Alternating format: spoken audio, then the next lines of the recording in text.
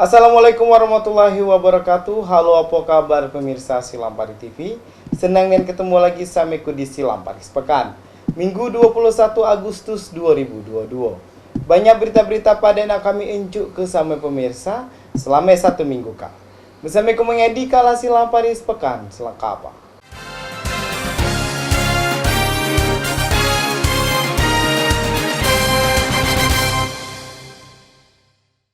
Kita langsung ke berita yang pertama. Tidak disangka salah sikok terduga pelaku pembobolan mesin ATM BRI yang viral minggu pagi oknum anggota Polres 4 Lawang. Di mana motif pembobolan itu untuk membayar utang karena pelaku ketagihan bermain judi online. Pada minggu pagi dini hari 14 Agustus 2022, warga kota Lubuk Linggau dihebohkan atas tindak kriminal di wilayah hukum kota Lubuk Linggau. Kejadian yang terekam lewat handphone warga hingga viral di media sosial Facebook terlihat sekelompok orang melakukan pembobolan mesin ATM di depan kantor Pengadilan Agama Kota Lubuk Linggau.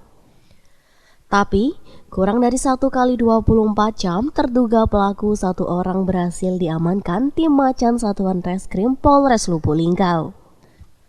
Sedangkan 2 dari 3 terduga pembobolan mesin ATM masih dalam pengejaran.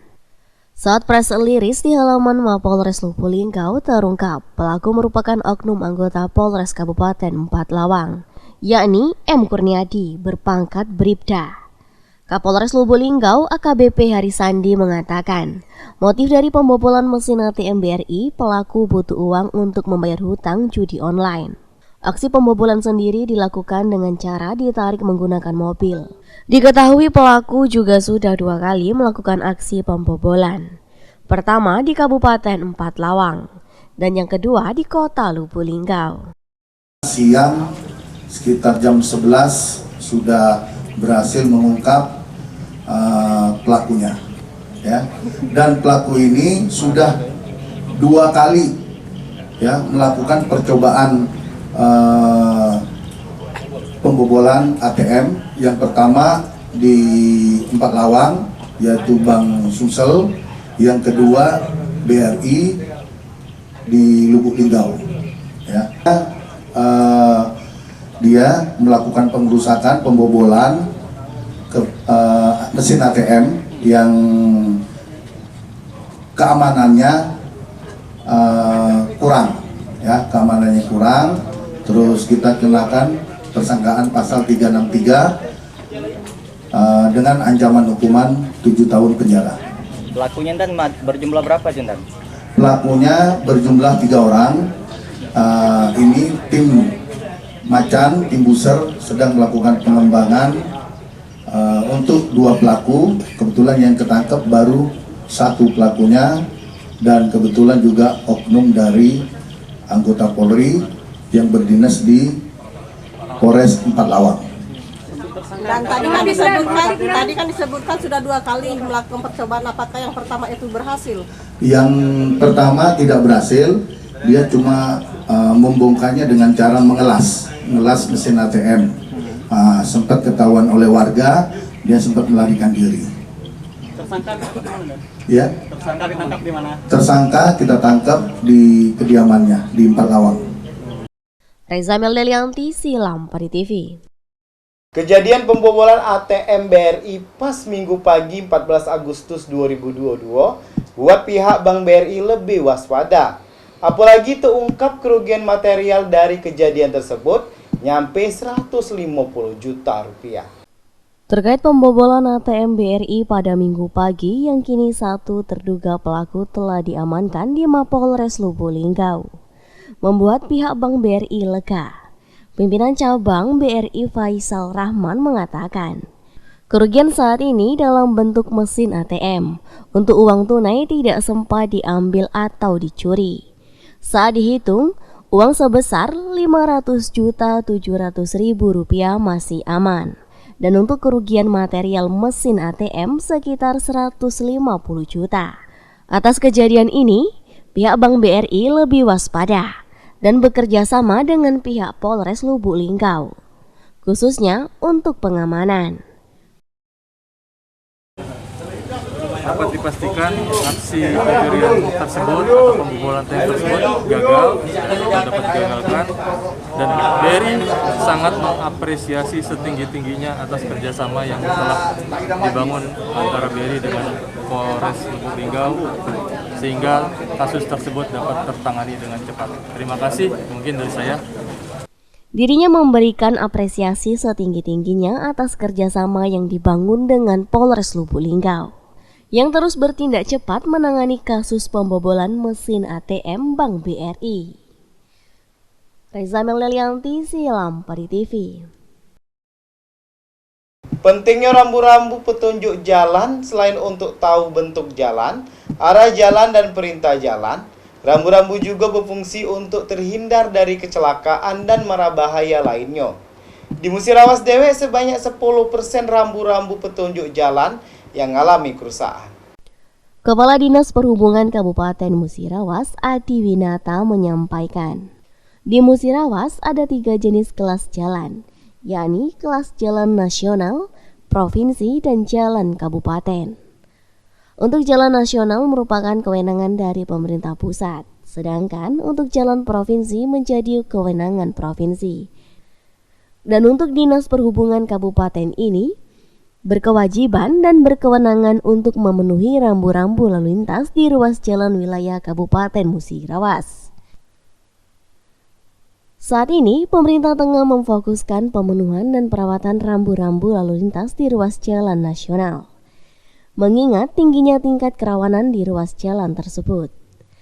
Dan untuk kerusakan dan kurangnya perbaikan rambu-rambu lalu lintas di Kabupaten Musirawas, kurang lebih sebanyak 10%.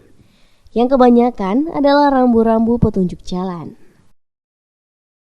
Lebih kurang tidak banyak, mungkin hanya sekitar di bawah 10% lah.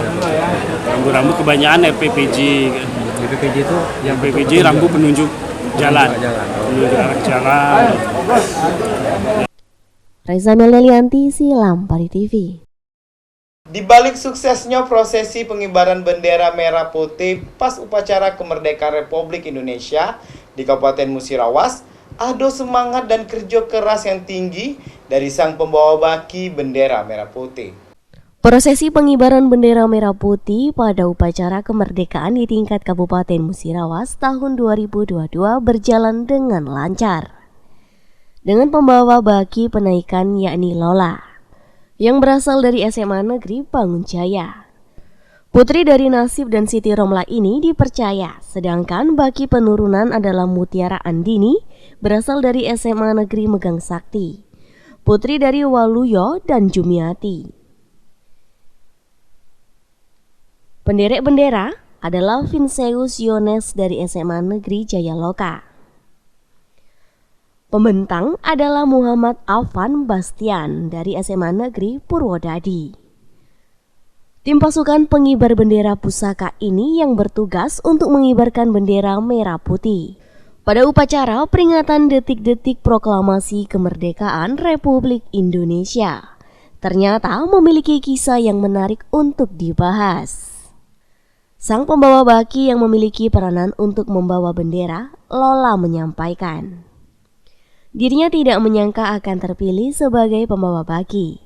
Setelah terpilih menjadi pembawa baki, dengan syarat dirinya harus menurunkan berat badan yang semula berat badannya 68 kilo dan saat ini turun menjadi 55 kilo selama kurun waktu 1 bulan. Dirinya mampu menurunkan berat badan 15 kilo. Hal ini dilakukan sebagai bentuk pengorbanan dalam pengibaran bendera merah putih pada 17 Agustus 2022.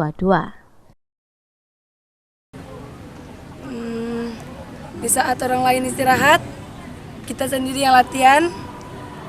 Dan saat teman kalian tidur, kita latihan. Sukanya ya bisa latihan terus sama pelatih, diberi pelajaran yang baru-baru terus. Dari ikut tes waktu itu, tapi dengan syarat nurun berat badan. Sudah turun baru dicetak menjadi baki. Turun berapa kilo? Turun 15 kilo. Wih, banyak turunnya. Berapa lama tuh nurun itu? Sebulan. Sebulan ya? Bisa. Semoga Indonesia makin maju dan anak-anak yang muda yang lain bisa termotivasi untuk maju ke depan selanjutnya. Pembawa baki penurunan bendera, Mutiara Andini mengatakan, dirinya tidak menyangka terpilih sebagai pembawa baki. Saat masa sekolah, dirinya memang aktif paskibraka sekolah. Rasanya tuh campur aduk, senang, sedih, terus bangga juga. Nyangka nggak? Nyangka nggak? Nggak nyangka sih. Persiapannya latihan terus, terus siapin mental, jangan ragu pokoknya. Yakin ya? Ya harus yakin. Oke. Sementara itu, pelatih paskibraka Aibda Bonan mengatakan, latihan paskibraka dimulai sejak tanggal 8 Agustus. Anak-anak paskibraka ini sebelumnya memang sudah mempunyai basic di paskibraka, dikarenakan memang aktif di paskibraka sekolah. Dengan waktu yang singkat ini, anak-anak langsung dibuatkan pola dan formasi paskibraka dan didorong untuk latihan penuh hingga sukses dalam pengibaran bendera merah putih. Paskibraka ini kita mulai dari tanggal 8 Agustus dengan mengingat waktu yang sangat minim. Anak-anak kita buat pola yang efektif.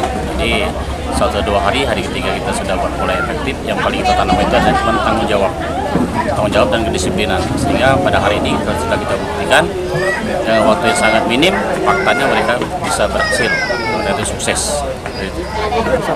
Kalau untuk sementara ini mereka langsung pemusatan di sini karena basic mereka adalah paskibra sekolah. Jadi sudah ada basic BBB-nya, di sini tinggal lanjutan. Jadi tidak ada yang pra-peran, tidak ada. Ada kesulitan.